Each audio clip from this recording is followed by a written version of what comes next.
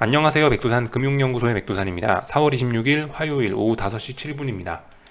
미국장 반등의 영향으로 전 세계가 반등하고 있습니다. 그 와중에 중국은 하락 마감을 했는데 여기에는 다양한 원인이 있었겠죠. 예를 들면 위안화 약세 그리고 베이징 봉쇄 등등의 영향이 있었을 겁니다. 이런 상황에서 솔직히 어떤 음모론적인 이야기 하기 좋거든요.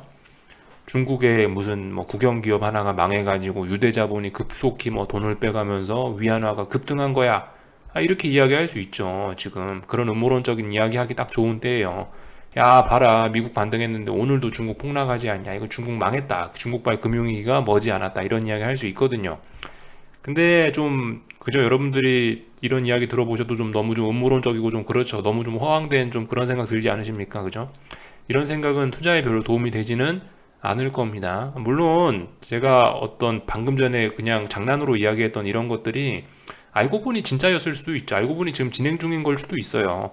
근데 그 지금 문제는 우리 투자자 입장에서 지금 당장은 그거 알 수 없다는 거예요. 미래의 어느 순간에 그때 당시 중국이 급락했던 게 알고 보니까 어떤 뭐가 망해서 중국이 급락했던 거였어. 라고 미래의 어느 순간에 우리가 뉴스를 통해서 접할 수는 있는 건데 문제는 우리는 이제 실전 투자자지 않습니까? 우리 투자자들이 한 치 앞을 볼 수가 있어요. 모르죠. 미래의 일은 모르는 거기 때문에. 또 그리고 정보력도 딸리기 때문에 지금 우리 상황에서 저런 중국의 급락을 보고 막 야 이제 중국 큰일 났다 야 이거 망한다 이렇게 받아들이는 거는 좀 무리일 수 있다는 거예요. 언제나 그냥 차분하게 시장을 바라보셨으면 좋겠습니다. 중국 같은 경우 오늘 이제 지 혼자 급락을 하고 있는데 사실 기술적으로 그런 게 가능한 때입니다. 왜냐하면 어젠가 5% 폭락했죠. 상해종합이요. 그러니까 지금 중화권 증시는 변동성이 전 세계에서 가장 큰 증시가 되었어요. 이 말은 뭐냐면은 언더슈팅이 얼마든지 가능한 슈팅이 가능한 그런 구간에 와 있다고요.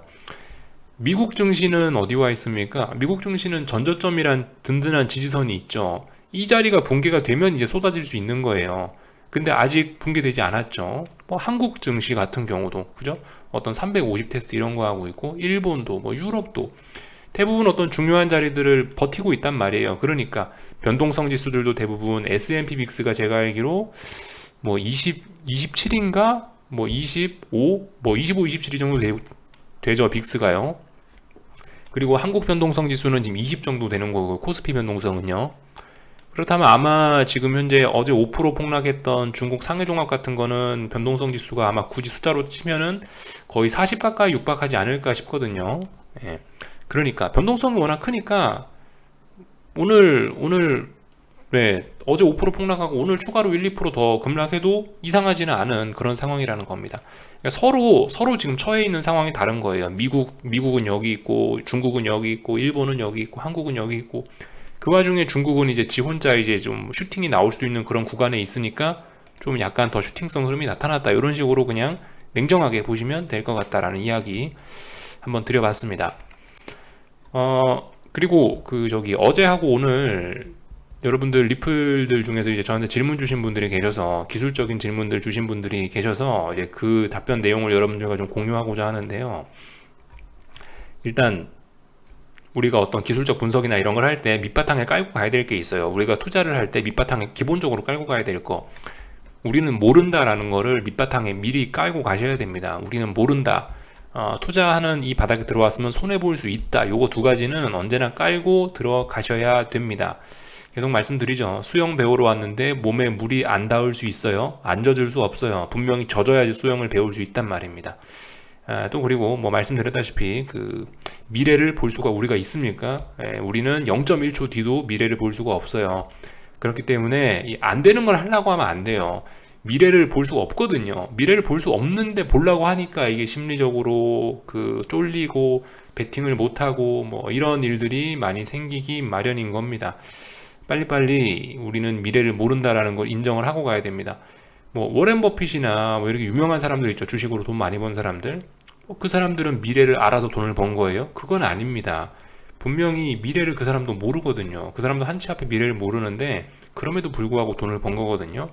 그렇다면 뭔가 이 미래를 몰라도 돈을 버는데 아무 문제가 없다라는 이런 식으로 생각을 할 수가 있거든요. 한번 여러분들이 잘 생각해 보셔야 되겠습니다. 그런 점들. 어, 그래서 좀 심리적인 이야기 간단하게 해봤고요. 사실 이런 점 이해가 좀 잘 안 될 수 있어요. 이게 저도 예전에 몇 년 전에 책 보다 보니까 이런 이야기 나오더라고요. 미래를 몰라도 돈을 버는데 지장이 없다. 뭐 OX 써놨더라고요. 야, 미래를 모르는데 돈을 어떻게 벌지? 라고 하는데, 근데 지나고 나서 보니까 이제 그게 조금씩 이해가 되긴 하더라고요. 아무튼간 그 점을 빨리빨리 인정하고 받아들이셔야 됩니다. 나는 모른다, 나는 손해볼 수 있다라는 이 두 가지 점을 이 그죠? 그 점을 빨리 인정하고 내 마음속으로 받아들여야지. 그래야 이제 그 다음으로 레벨업이 돼서 내가 뭔가를 눈에 보이는 대로 움직일 수 있게 됩니다. 참 어려운 이야기인데요. 저도 이 정도로밖에 말씀을 못 풀어 드리겠네요. 그래서 일단 이 정도만 이야기하고 넘어가고요. 오늘뿐만이 아니고 저기 참 어제였나? 요것도 참 이야기 좀 하고 넘어갈게요. 어제 같은 경우는 그 한국 GDP 나왔거든요. 근데 생각보다 잘 나왔어요. 뭐라 길게 써 있는데 investing.com 들어가서 숫자 보면 되거든요. investing.com 들어가면 어제 GDP 나왔습니다. 여기 한국 GDP 나왔는데 1분기가 뭐 3.1% 성장을 해가지고 뭐 예상치보다 굉장히 좋게 나왔죠. 한국은 GDP 굉장히 양호하게 나왔습니다. 근데도 어제 급락했죠. 그리고 조금 전에 한국 신용등급 S&P에서 신용등급 발표했는데 안정적을 그 안정적 유지 이렇게 써 있죠. 잘 나왔어요. 신용등급도 이런 것들도 볼 수 있다. 근데 왜 이 코스피가 약하냐? 선반영 됐다. 이렇게 생각하시면 되겠습니다. 그래서 이 선반영이란 개념 이런 것들 좀 잘 생각을 해보셔야 되겠다. 그래서 이런 것들 좀 보여드리는 거거든요. 지금 같은 경우는 어떤 호재가 나와도 이미 다 반영이 돼 있다 이런 식으로 볼 가능성이 높아요. 예전부터 말씀을 드리지만은 이때 이렇게 오버슈팅 하면서 이런 구간들에 앞으로 신용등급이 좋고 앞으로 GDP가 성장을 하고 이런 것들이 이미 다 녹아 있다고요. 이렇게 급등했던 이런 구간 안에서요. 이게 하루 이틀에 있는 일이 아닙니다. 예전에 뭐 2011년, 2008년 요런 때 뭐 조선주니 뭐 건설주니 증권주니 막 엄청나게 10배씩 막 랠리를 했죠. 그런 애들 급등을 했던 논리가 뭐냐면은 이미 몇 년 뒤에 나올 호실적까지 땡겨서 반영을 했다라는 게 그 논리였어요. 그런 논리들이 이런 바닥에서는 흔히 적용이 될 수 있다. 몇 년 뒤에 있을 좋은 일까지 반영했다라고 그렇게 인식이 됩니다. 실제로 그게 너무 무리한 생각이 아니고 보편적인 관점이에요. 그거 좀 생각을 하셔야 되겠습니다. 그래서 지금 사실 삼성전자가 실적이 안 좋게 나오나요? 삼성전자를 비롯한 우리나라 주요 대기업들 실적이 굉장히 좋은 걸로 저는 알고 있거든요. 근데도 불구하고 좋으면 뭐하냐고요. 계속 우하향하고 있고 하락 추세 지속 중인데 왜 그렇겠어요? 여기서 너무 많이 주식이 달려버리니까 더 이상 달릴 게 없는 거예요. 이제 그런 겁니다. 이런 선반영의 개념을 조금 좀 빨리 이해하시는 게 주식시장에 살아남는데 큰 도움이 된다라는 거 아셨으면 좋겠어요. 그래서 그죠? 지금 세 가지 이야기를 강조를 해드렸습니다. 누구나 손해 볼 수 있다, 그죠? 몸 젖을 수밖에 없어요. 수영하면요, 그죠? 손해 볼 수 있다라는 거. 그리고 우리는 미래를 볼 수 없다. 요거 빨리 받아들여야 된다. 이런 이야기를 했고요. 또 그리고 금융시장만의 논리, 선반영이란 개념을 좀 빨리 이해하시는 게 투자에 큰 도움이 된다라는 거예요. 이 선반영이란 논리 쉽게 말하면 너무 많이 오른 주식은 재미가 없다라는 거예요. 그리고 너무 많이 떨어진 주식은 가격적으로 메리트가 있으니까 어떤 악재가 나와도 더 이상 빠지기 어렵다. 이런 식으로 이제 여기서 우리가 생각해 봐야 될 건 어느 정도 오르는 게 과연 오버한 거냐, 어느 정도 하락하는 게 지나치게 언더한 거냐라는 거를 이제 파악을 하는 게 굉장히 중요하겠죠. 근데 사실 이런 부분이 굉장히 어려운 것 같아요. 이게 매 종목마다 다르고 그때마다 나오는 이슈가 다르고 뭐 시장 시가총액이 다르고 개인들 심리적인 게 다 다르고 하기 때문에 알아채기 어렵지만 어쨌든 근데 이걸 알아내기 시작하면은 그죠? 그 다음부터는 이 세상 사는 게 정말 쉬워질 수 있지 않겠습니까? 그죠? 아무튼 뭐 저의 관점을 좀 말씀드렸고요. 너무 잡소리가 좀 길었던 것 같은데 이제 오늘 한국 주식시장하고 좀 요런 이야기만 하고 마칠게요. 한국은 오늘 뭐 했나요? 오늘 말씀드렸다시피 어제 중요한 자리를 붕괴시켰죠. 이 붕괴시킨 거에 대한 신뢰도를 테스트했다. 이렇게 이야기 드릴게요. 350에 대한 그래서 저항을 테스트했죠. 정확하게 이야기하면요, 350이 아니고요, 요 날의 종가 생각하시면 됩니다. 3월 15일 종가 350.3, 혹은 4월 18일 날의 시가 350.4, 0.1포인트 차이죠. 그러니까 대충 350.3이나 350.4 자리가 정말 중요한 자리다라는 거예요. 그래서 그 자리를 테스트한 거고요. 사실 이제 제가 방금 전에 이제 정확하게 뭐 0. 몇 포인트까지 이야기를 해드리긴 했는데, 근데 솔직히 그다지 0. 몇 포인트 단위까지는 그다지 큰 요즘에 그런 큰 상관이 없는 것 같긴 합니다. 왜냐하면은 요즘 보시면 이 워낙 좁은 박스권에서 움직이니까 그런 자리를 하루에도 뭐 1포인트씩 막 넘어갔다 내려갔다 하거든요. 그러니까 대략적으로 350이라고 생각하시고 그 위에 플러스 마이너스 한 1, 2포인트 정도 좀 여유를 두시고 350대 부근에 있는 어떤 저항을 테스트하고 있다, 이런 식으로 좀 약간 좀 그죠? 약간 유도리 있게 좀 넓게 받아들이시는 게 좋을 것 같아요. 350.3을 넘어가면 어떻게 되고 막 그걸 붕괴시키면 어떻게 되고 딱딱 칼같이 이게 아니고, 주식시장은 약간 생물 같은 거거든요. 그러니까 어떤 칼 같은 그런 거보다 약간 유도리 주시는 게 좋을 것 같다라는 거 이야기를 드렸습니다. 그래서 일단 얘도 하락 추세 중에 일시정지 돼 있는 겁니다. 그래서 어떻게 될지 모른다. 예. 다만 이제 350을 저항으로 일단 또다시 인식했다. 하락 추세 중이니까 아래쪽에 조금 더 가중치를 둬서 이야기를 했죠. 그죠? 이게 뭐 반등을 위한 멈춤 이런 게 아니고 일단 하락이 일시정지 됐다라고 일단 가볍게 이야기는 했습니다. 모르죠. 여기서 또 미국이 또 반등하면 또 조금 더 올라올 수 있고, 예, 미국이 하락하면 또 더 하락할 수 있는데, 그러니까 이게 미래 일을 알 수가 없다고요. 미래 일을 알 수가 없으니까 가능한 이제 중요한 자리를 딱딱 골라서 거기서만 움직여야 된다라는 거예요. 지금 그래서 제가 별 신경을 안 쓰고 있는 게 어차피 고점과 고점이 낮아지고 있고 저점과 저점 낮아지고 있으니까 그냥 가운데 있잖아요. 지금 어떤 추세대의 가운데 있잖아요. 가운데서 제가 뭐라고 이야기를 하겠어요. 이거 오늘 내려도 내일 내려도 이상하지 않거든요. 그러니까 여기서는 할 말이 없다, 가만히 있자라는 이야기를 드리고 있습니다. 만약에 이제 주식시장이 막 난리부르를 쳐가지고 이런 추세대에 위쪽으로 가거나 아래쪽으로 가면 뭔가를 할 수 있겠죠. 근데 이것도 아니고 저것도 아닌 지금 애매한 자리에서 제가 뭐라고 이야기를 해드리겠어요. 저는 뭐 단기적인 이런 거는 뭐 도무지 모르겠거든요. 그래서 일단 요렇게 오늘 350 부근에 있는 중요한 저항을 테스트했습니다라고 이야기만 드릴게요. 일단 근데 뭐 삼성전자 이런 걸 봐도 대략적으로 좀 힌트는 좀 나오죠. 여러분들 삼성전자가 시가총액 1위 종목인데 얘가 일단은 이것도 또 여기서 쌍바닥 만들겠다는 의지가 별로 없어 보이죠. 하락 추세 진행 중이에요. 잘 진행 중이라서 삼성전자 꼬라지만 봐도 현실적으로 좀 코스피가 350 넘어가기는 어렵지 않겠어라는 생각을 좀 하긴 하는데, 근데 뭐 미국 반등하면 넘어갈 수도 있겠죠. 아무튼 삼성전자 얘가 오늘 쌍바닥 만들 수 있는지 이런 여부가 좀 중요했거든요. 근데 일단 오늘 쌍바닥 지지에는 실패해 보인다라는 거, 요거는 이야기를 좀 드릴 수 있을 거고, 그죠? 이미 요날 4월 18일 날 만들어놓은 이 작은 양봉이 어떤 중요한 기준봉이 되는데, 지금 이날의 가격을 벌써 저점까지 훼손을 하고 있잖아요. 저점까지 내려왔잖아요. 그러니까 이건 굉장히 일단 지지하겠다는 의지가 없어 보인다라는 거예요. 그래서 삼성전자 같은 경우는 지금 잘 빠지고 있다라는 거 뭐 이야기를 해드릴 수 있겠습니다. 시가총액 1위 종목이 저런데, 예, 시가총액 1위 종목이 저 모양이고 환율이 잘 올라가고 있는데 무슨 코스피가, 이 정도 이야기를 할게요.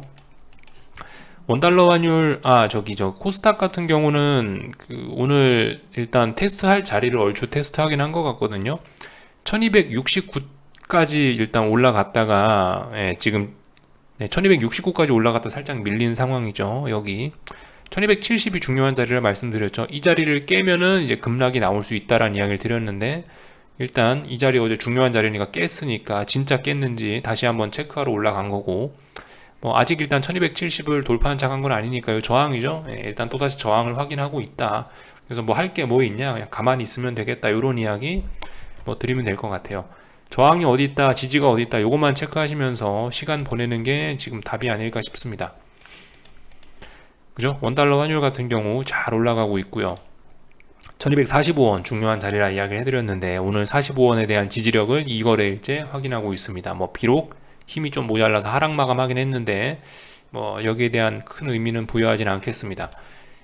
그래서 지금 이제 4월달 마감이 얼마 안 남았죠. 이제 며칠 뒤면은 몇 거래일만 더 있으면 4월 월봉이 완성이 되는데, 이 월봉 잘 보자고요. 이번 월봉 같은 경우는 이 종가가 어떻게 되느냐가 그래도 좀 중요한 의미를 가질 것 같습니다. 이대로 잘해서 이렇게 1245원 이상으로 해서 저렇게 종가가 4월달 월봉이 완성이 되면, 그러면은 진짜 거의 뭐 10년 만에 처음으로 월봉 종가상으로 1245원이 돌판착해서 마감하는 그런 의미 있는 한 달이 될 수도 있을 거예요. 이런 점들 좀 잘 생각해 보면 좋을 것 같습니다. 그러니까 이게 당장 내일 일을 몰라도 우리가 베팅하는 데는 문제가 없어요. 그러니까 이것저것 최대한 우리가 동원할 수 있는 걸 다 동원해야겠죠. 기술적으로는 지금 주식시장이 뭐 하락 추세에 와 있고, 또 그리고 원달러 환율 같이 이런 주식시장에 밀접하게 연관이 되는 이런 이런 주변 자금 시장들의 흐름은 어떻게 되어 있고, 주요 종목 삼성전자 같은 건 어떻게 되어 있고, 이런 상황에서 이렇게 되니까 확률적으로 이런 게 높겠다라고 해서 종합적으로 판단을 해야 되겠죠. 그렇지만 종합적으로 이렇게 판단을 하지만 그거 역시 어쨌든 틀릴 수 있다라는 거 인정해야 되는 거고요. 그리고 어쨌든 내일 일은 어떻게 될지 모른다라는 것도, 그죠? 그 와중에 인정을 해야 되고, 참 잘 좀 설명을 해드려야 되는데 이게 말솜씨가 좀 딸려가지고 명확하게 좀 전달이 좀 되려나 모르겠습니다. 일단 그래서 여기까지 한국 주식시장을 좀 살펴봤고요. 이제 오늘 밤부터 이제 IT 빅테크 기업들의 실적이 발표되니까 저는 뭐라고 드릴 이야기가 없네요. 일단은 실적 나오는 거 지켜봐야 되겠죠. 실적 잘 나오면 나스닥이 좀 강할 거고, 실적 안 나오면 또다시 줄줄줄 흘러내리겠죠. 일단은 하락이 일시정지됐다라고 이야기를 해드렸으니까 일단 오늘 밤까지 일단 예, 딱히 제가 할 말이 없는 그런 구간 안에 와 있어요. 중요한 지지와 저항 4175가 지지력이고 4340이 저항이다 라는 거, S&P 기준으로요. 근데 한가운데 떠 있으니까 반등해도 이상하지 않고 더 폭락해도 이상하지 않고, 다만 이제 하락 추세가 진행 중이죠. 진행 중이고 아래쪽에 중요한 지지선을 코앞에 두고 있다라는 점, 이런 상황만 보고 가시면 되겠습니다. 그러니까 이런 상황에서 내일 일이 어떻게 될지, 오늘 밤이 어떻게 될지 알아야 돼요. 굳이 몰라도 괜찮다라는 거. 나스닥 같은 경우도 그렇습니다. 보시다시피 딱 가운데 있죠. 13,800과 13,000 딱 가운데에 애매한 자리. 13,500이니까 얼마나 애매해요. 그죠? 딱 가운데 껴 있으니까 여기다 대고 뭘 할 말이 없고요.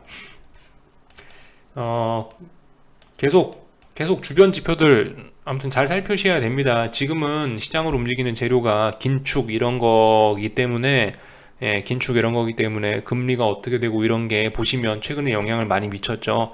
어젯밤 같은 경우 특히 나스닥이 강했던 게 안전자산 선호로 인해서 채권을 누군가 매수해 주니까 금리가 떨어져서, 그래서 나스닥이 강했던 거죠. 이런 점들이 요즘에 시장에 크게 영향을 미치고 있으니까 금리 같은 거 특히 잘 보셨으면 좋겠어요. 10년물 국채금리는 항상 잘 보셔야 될 부분입니다. 유가까지만 이야기하고 마치자면요, 유가 같은 경우 말씀드렸다시피 얘도 지금 애매한 구간 안에 와 있는 거예요. 그죠? 100달러가 그나마 좀 어떤 중요한 의미 있는 라운드 넘버 뭐 그런 자리라서 중요한 마디 가격이 된 거고, 그리고 95달러인가 94점 몇 달러인가 하여튼 여기 어딘가가 굉장히 중요한 추세를 결정짓는 아주 중요한 라인이란 말입니다.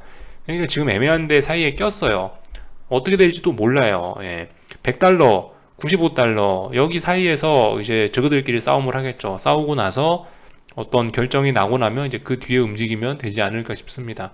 다시 100달러 안착하면은 이제 하방 경직성이 무려 3번에 걸쳐 확인되는 거기 때문에 유가의 하방 경직성은 더욱더 강화되는 거고, 여기서 이번에 어째 해가지고 이제 갑자기 95달러가 쿵 하고 붕괴되면서 아래쪽으로 와당창 하면, 그럼 이제 유가의 상승 시대는 끝났다라고 이야기를 할 텐데요. 아무튼 모르겠습니다. 지금 말씀드렸다시피 얘도 애매한 구간 안에 와 있어서 이제 저는 더 이상 이제 유가에 대해서 지금 상황에서는 이제 오늘 밤엔 딱히 드릴 이야기가 없어요. 그래서 일단 여기까지 이야기를 했습니다. 궁금한 거는 리플 남겨주시고요. 내일 아침에 뵙도록 하겠습니다. 여기서 마치겠습니다.